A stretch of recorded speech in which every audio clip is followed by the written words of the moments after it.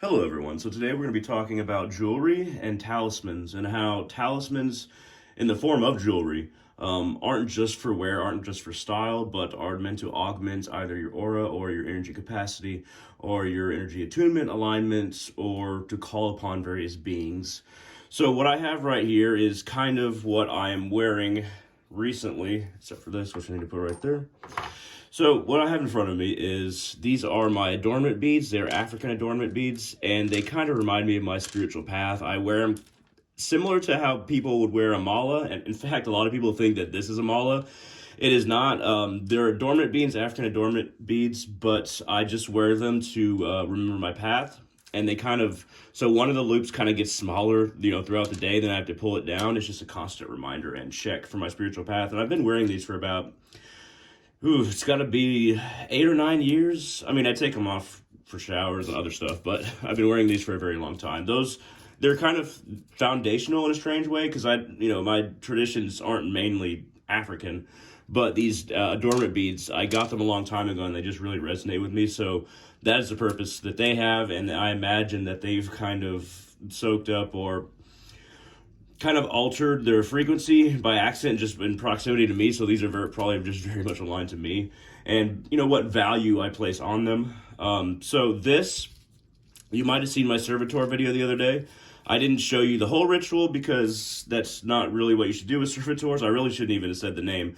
But this is a Japanese Hanya demon mask. It's protective in nature. In Shintoism, there would be many houses that have a house demon that you make offerings to that protect the house, basically like a goblin. But I wanted to make this servitor for personal entertainment and amusements. If you don't know what servitors are, I got plenty of videos on servitors and things like that. I haven't really made one quite like this. Most of my servitors are protective in nature, or they perform other functions. But this one is just for mental entertainment. Is kind of how I would call it, without going into too much detail. The reason I chose that mask is because I was drawn to it for some reason, but I was definitely drawn to it. At any rate, so moving on, this is, as many of you probably know, this is my Loyalty to the Gods band. It's made out of bronze. So it has the boar on it, which is associated with Freyr. And while Freyr is not the main Norse god I work with, I do work with him. And my connection to Freyr is, I've never given anybody the full details on it, but I definitely have a connection to the Vanir.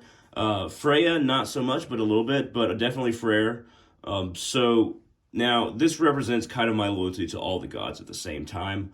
But the boar is also a symbol not just for Freyr, which is Gullinbusti, but also like a symbol of strength, and a symbol of fertility. And this band just really resonated with me, so I've been wearing this for many years. And I will always, I may not have only this band forever, but I will be wearing a Loyalty to the Gods band my whole life. So how does that augment your energy? So based on your intent of a piece of jewelry that is also a talisman or an amulet, based on your intent and how you charge it, how you cleanse it, and the reasons why you wear it, can augment the energy around you and the energy within yourself. If you charge things with candles, let's say I charge this with candles, I cleanse this before Freyr and charge it with candles and oils and incense. You can charge things in a very basic way, the oils, candles, and incense. But if you know how to direct energy and play with your own energy on the inside, but also direct energy externally and direct energy into objects, then that's accompanied with their purpose and your intent for them, make them very potent ways to augment your energy, outside and in. So speaking of energy augmentation, this is a black ring with a red gemstone in it. That is not an expensive gemstone. I'm actually going to get a more expensive ring probably pretty soon. But this gemstone, the reason why a gemstone is pretty valuable for a piece of jewelry as far as magic or energy is concerned is that you can really you can really channel some energy into a gemstone. And because of the way that gemstones are often cut for jewelry, the energy kind of like reflects and magnifies within a gemstone. Think of like a lightsaber in a way. Not quite like that, but it's very similar. So it's good to have a gemstone if you're going to be charging a ring. And this ring has been charged in the graveyard with basically graveyard energy, the energy of the dead, that energy that's left over when basically if I purify in the graveyard or I help the spirits in the graveyard, there's this kind of byproduct of energy that I can use as I see fit that they kind of give to me and send off. And then that's what I have charged this with, aligning me, which helps me align to the dead, helps me align to the spirits. It helps me be aware of my either astral surroundings or energetic surroundings that aren't visible to the naked eye.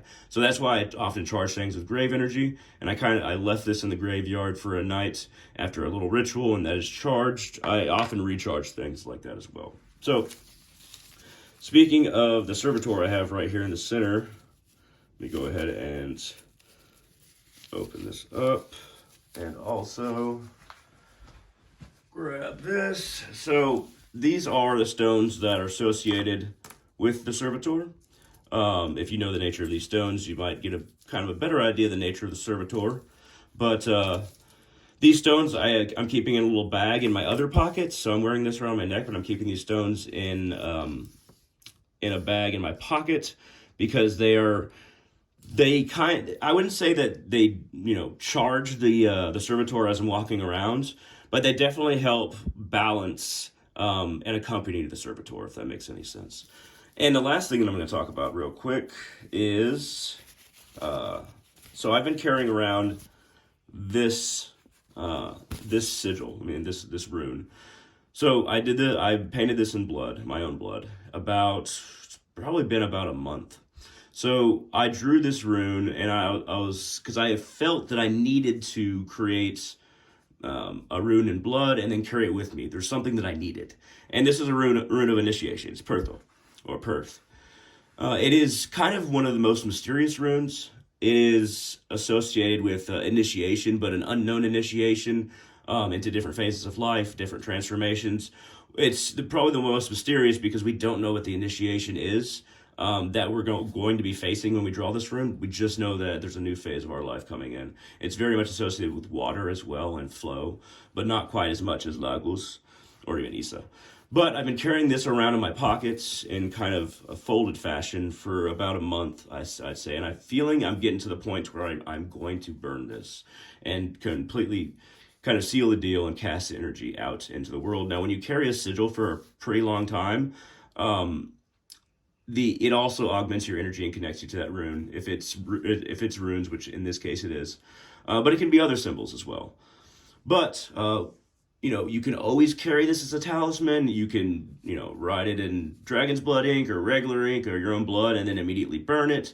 I've chosen to carry this around with me, and then I'm going to burn it pretty soon to kind of seal the initiation. There's been a lot of things happening in my life, and I think that this rune has brought them about, for better or for worse. And now it's becoming the time to cast it out into the universe and kind of seal the deal of all these initiations that have been happening for me. At any rate, I hope this was an interesting video. If you have any questions, comments, concerns, shoot them down in the comment section below on YouTube. I'd greatly appreciate it. Hit that thumbs up down there. It really helps out the channel. It's the only way the algorithm really notices me. And feel free to share this video wherever you want. At any rate, thank you very much for watching, and I hope all of you have a wonderful day.